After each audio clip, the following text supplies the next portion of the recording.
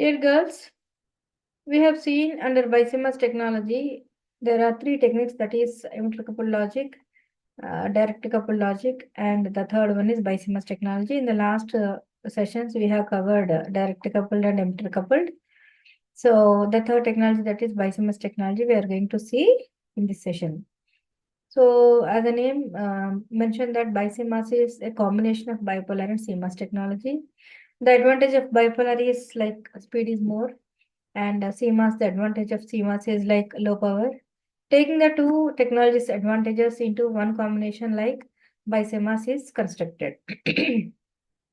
But in fact, though the advantages are there, but bipolar combination is very difficult to construct. And bipolar alone is very difficult to construct, and CMOS memories compared to bipolar, CMOS memories are very easy. So with the advantage of speed and low power, CMOS, BiCMOS is taken an advantage. And generally, bipolar NPN output transistor provides large output drive. BiCMOS gates are effective with high capacity loads. So when we see the SRAM design in the decoders, word line drivers and output drivers, the control logic with small fan out can still use CMOS gates. So that means internal core part will be constructed using CMOS, whereas where input and output combinations are required with bipolar. So here the sense amplifiers, which are around the circuits, around the circuit of SRAM. The sense amplifier requires high gain and high input sensitivity for fast sensing of small differential bit line swing, are built using bipolar logic. So the speed is major concern over here. So the sense amplifier, which are connected through bit lines, are constructed using bipolar. So this is one figure shown here by CMOS circuit elements 2.10, if you observe that. So here, this is the core memory cell array. The core memory cell array is connected with decoder, then pre-decoder, then input buffer. Similarly, Y decoder, Y pre-decoder, input buffer. So some of the logic is designed using bipolar. If you observe that X decoder and this decoder, Y decoder, are constructed using bipolar. The next one, pre-decoder, Y pre-decoder are BiCMOS. Internal core are made with CMOS. Even output buffer, control logic, all these are used with bipolar. So in this way, we can see the segregation of bipolar as well as CMOS. So a poly to substrate contact already exists in such a process. Bipolar transistor with a polysilicon emitter can be produced with a minimum complexity. So the emitter is created by dopant diffusion from a doped poly into silicon substrate where implanted base is present. Now here this is the fabrication step. So here poly 1, poly 2 are required as a memory cell for the construction. Now this poly 2 is stretched over poly 1, and beneath the poly 2, if you observe that there is an emitter portion. Besides to the emitter portion, base region is constructed. And here, before taking the emitter region, base region, in fact, we need to have epitaxial layer below that buried layer. So a deep buried layer above which epitax layer, then the segregation of collector emitter base region are happen in such a way that collector contact here again made with deep collector region, then above the epitaxial layer emitter, besides to that base region, and a base contact is taken out. So this is the way fabrication have been taken place. So here, if you observe that process, a high performance CMOS process can be obtained from a core CMOS process. So CMOS can be further improved in order to see the high performance, even bipolar also. So when we combine bipolar and CMOS, bipolar transistors are usually by ion implantation and use of buried layer, epitaxy layer, additional collector region. So the process will be made finer and in order to improve the performance. And as the improvement of performance is seen with the cost of increasing complexity by 10 to 20%. Being the combination, the complexity would be raising to 10 to 20%.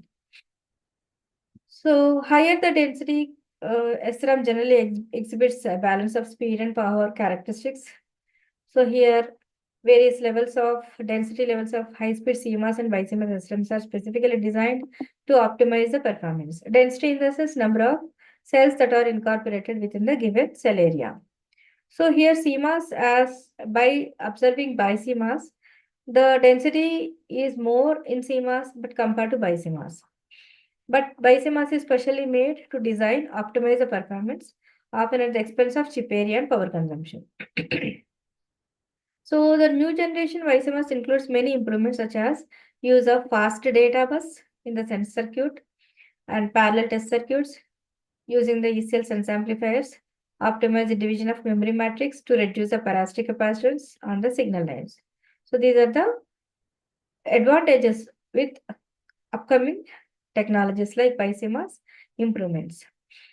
Then the column redundant circuitry is also used for the division of board line architecture and the low resistance metal interconnects that are allowed to more cells per bit line for without bit line pair without significantly increasing the delay.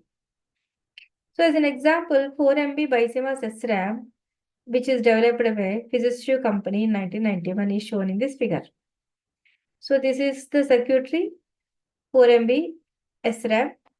So if you observe that, it is comprising read-write control, then address buffers, then buffers, Q1 buffers to Q5.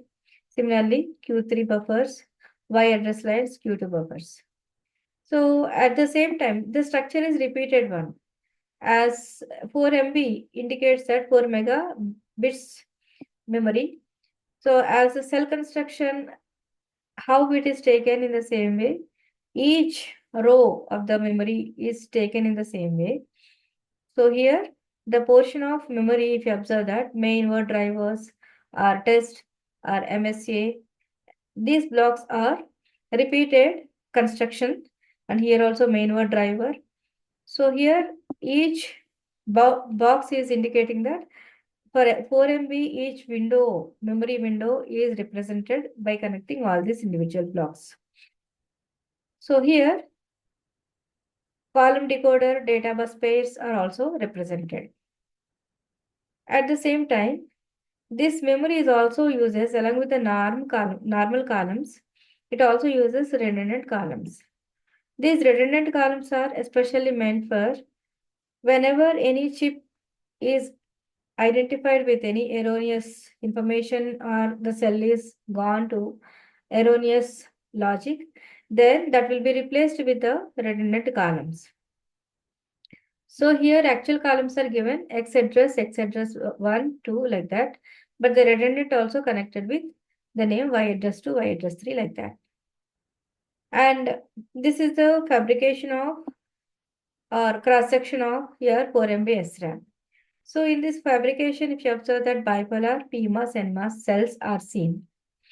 So this bipolar is connected with second poly. That second poly is meant for emitter electrodes and is also first poly.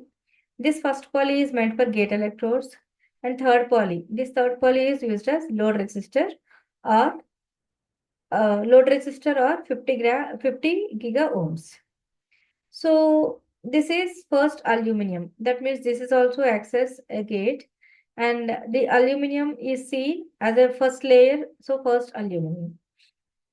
So here bipolar having the construction of N base in which N plus region P well is constructed and PMOS when it comes to PMOS N plus base above which N well region and then NMOS cell if you see P plus base above which P well region.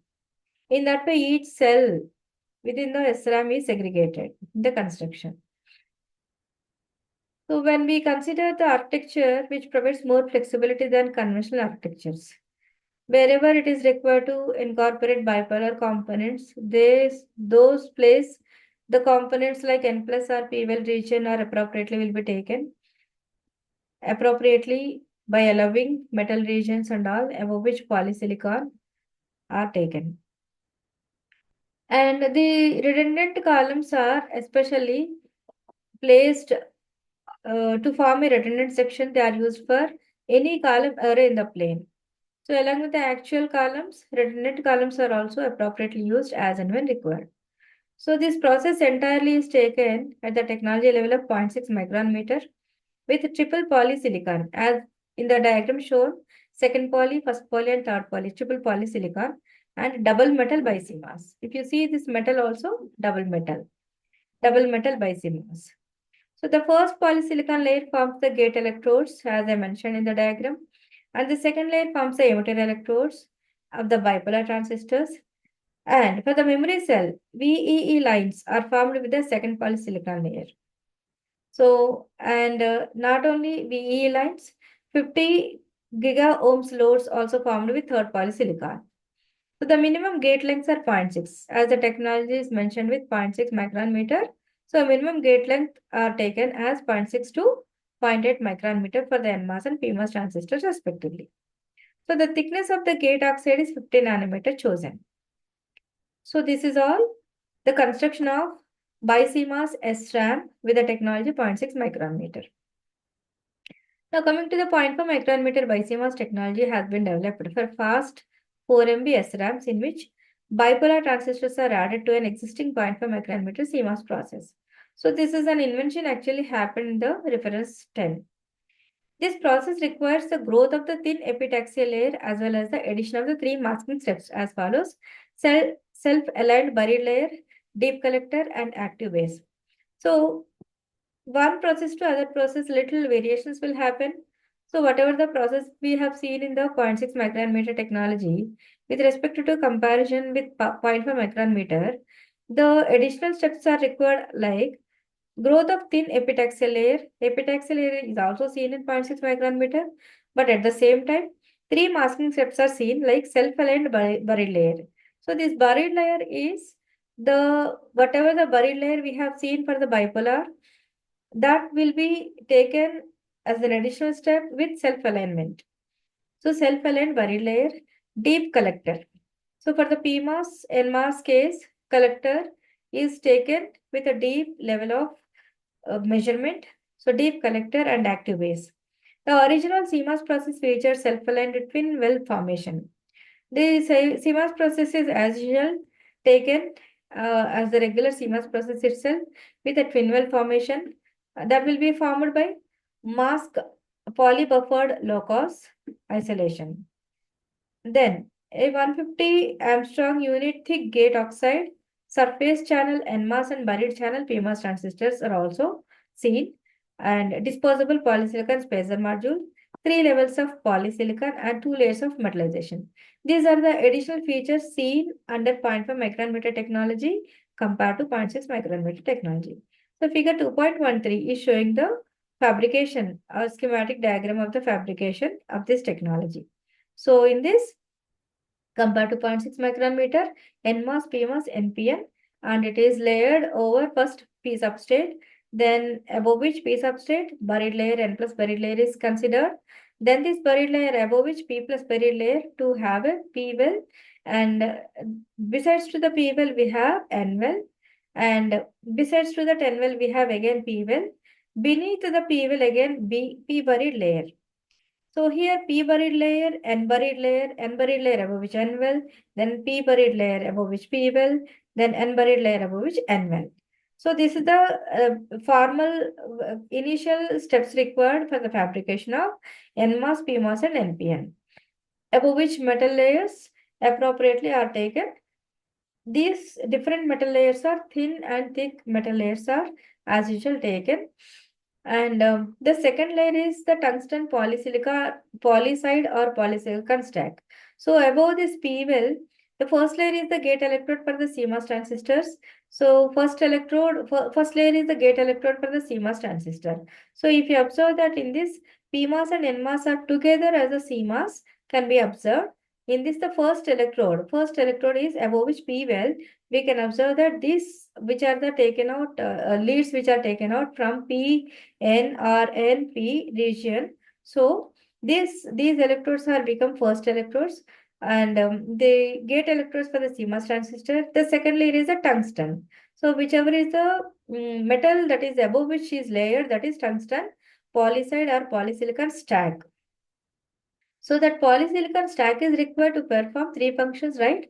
That is for creating self-aligned contact landing pads, then forming an emitter of the bipolar, then providing a global interconnect. So these are the three tasks are required. In order to have these three tasks, we have the stack of tungsten stack of layers, stack of tungsten polycide layers. Okay. Then the third polysilicon layer forms the teraohm resistor load for the bit cell. So this process provides a peak cutoff frequency of 14 gigahertz. So here this 14 gigahertz is appropriately a speedy SRAM cell. We can observe that with a collector emitter breakdown voltage of 6.5 volts and ECL minimum gate delays of 105 picoseconds at a gate current of 350 micron amps per micrometer square. So these are the performance outcomes of this SRAM with the construction of 0.5 micrometer technology using Bicmos technology. Similarly, the mainframe computers and supercomputers require high-speed ECL I/O SRAMs. So this is one of the applications where SRAMs with high speed is required. Right. So whereas the high-performance workstations usually requires TTL I/O SRAMs operating with a microprocessors at low supply voltages. So in order to have these kind of applications or requirements, the approach is different, which uses a metal mask operation technique to fabricate a 4 MB BiCMOS SRAM that can have either 6 nanoseconds access time at 750 milliwatts and 50 megahertz or an 8 nanoseconds access time at 230 milliwatts and 50 megahertz using an ECL 100K or 3.3 volts TTL interface. So these are outcomes of a reference level. This is work done by a reference level, and they identified that high-speed SRAMs are required to be fabricated using BiCMOS SRAM, BiCMOS technology, with a frequency of 50 megahertz. The speed is 6 nanoseconds at the wattage of 70 milliwatt. The access time. Similarly, a 3.3 volt supply voltage is also desirable for MOSFET with 0.55 micrometer gate length. So this is 0.55 micrometer gate length to ensure higher reliability. And for ECL 100K interface, ECL I/O buffers are supplied at minus 4.5 volts VEE, while 4 MB SRAM core circuit is supplied at minus 3.3 volts VEE. So in this way, different SRAMs with 4 MB sizes are compared using BiCMOS technology. Basically, in order to achieve high-speed access time, a combination of the following technologies were used. What are the combinations are in the sense? A bi-NMOS converter with directly converts ECL level to CMOS level. So there is no specially using converters or any other voltage level shifters. We can use bi-NMOS converter that directly converts ECL level to CMOS level. Then high speed bi-NMOS circuit with low threshold voltage and MOSFET. So we need to have bi-NMOS circuit which is having low threshold voltage compared to NMOSFETs. And similarly, a design methodology for optimizing both number of decoders, gate stages, and the size of gate transistors. So we need to incorporate different design methodologies in which optimized design is performed in order to have that high-speed SRAMs. Then high-speed bipolar sensing circuits for 3.3 volt supply to be selected. So by incorporating all these four kinds of requirements, the process was used to fabricate 4 MB SRAM in 0.55 micrometer BiCMOS technology that was observed with a quadruple level polysilicon, double level metal, P substrate and triple well. This quadruple level polysilicon is also similar to 4 MB SRAM shown in figure 2.12 above. So the first level of polysilicon layer as usual was used for the MOSFET gate electrodes. The second poly was used for VEE. Third poly for high resistive loads in memory cells. So whichever is the technology node 0.5 or 0.6 or 0.55, usually this triple poly is required, essential in order to have the facility of polysilicon layer meant for gate electrodes as well as supply voltage VEE as well as high resistive loads. And so here the third poly for high resistive loads we have seen, and fourth level of poly for bipolar emitter electrodes. So triple poly, along with the triple poly, one more poly also used in this section, that is fourth level of poly for the bipolar emitter electrodes. So in memory cell arrays, double level metal layers were used for bit lines and word lines, that is second level, were used. The memory cell size observed was 5.8 by 3.2 micron meter square and consists of two high resistive loads and 4 N MOSFETs. In addition to that, 4 MB, it is extended to 16 MB Bicmos SRAM that was developed with zero point 0.4 micrometer technology, in which the speed of frequency, that is 220 megahertz, was observed with fully random read-write operations. It was invented with the reference of 111. The memory circuit design techniques include zigzag double word line, centralized bit line load layout, phase lock loop, with a multi-stage tapped voltage controlled oscillator. These techniques. So the voltage controlled oscillator consists of a voltage current converter and a 9-stage current limited CMOS inverter ring oscillator. So the application SRAM, whichever is mentioned as VCO, it consists of voltage current converter and a 9-stage current limited CMOS inverter ring oscillator. The internal SRAM timing are generated from the output signals at each stage and are proportional to the clock cycle. In order to generate that high speed clock, we have that means the implementation was used, that ring oscillator. That was the main intention, to generate high speed SRAM. Ring oscillator was performed. Then each stage and proportional the internal SRAM timing pulses are generated from the output signals at each stage and are proportional to the clock cycle, and all the timing margins can be expanded by making the clock cycle time longer. So by choosing different clock cycle, we can make the timing margins according to the requirement. So this technique allows more flexibility for high frequency timing designs. So that is the main advantage that can be observed in VCO kind of applications, where SRAM can have different time pulses using ring oscillator implementation. Then the second one is PLL is used as an internal clock generator to achieve a clock frequency above 200 megahertz.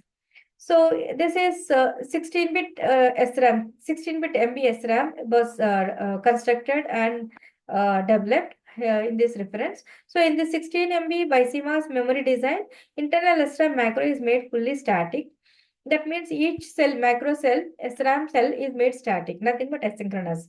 By using the bipolar sensing circuits which operate at high speed with only small bit line voltage swing and do not require clocked equalization. In general, asynchronous does not require a common clock, so that made the circuit very simple. Complexity also reduces.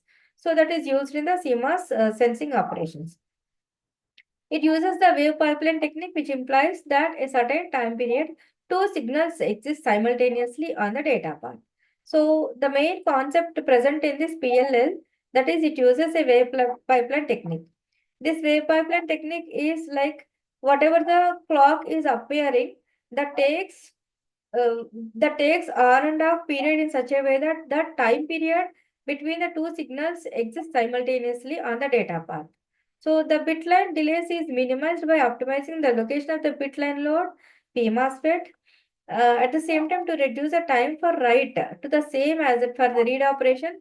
Post-write equalizer, P MOSFETs are distributed to three positions on a bit line pair. A write cycle time of 4.5 nanoseconds is achieved using this layout. So this is the brief construction of 16 megabit BiCMOS SRAM, which was constructed for the application of VCO as well as for the application of PLL, just now discussed in this session. So we'll continue the next session using silicon on insulator technology. Thank you.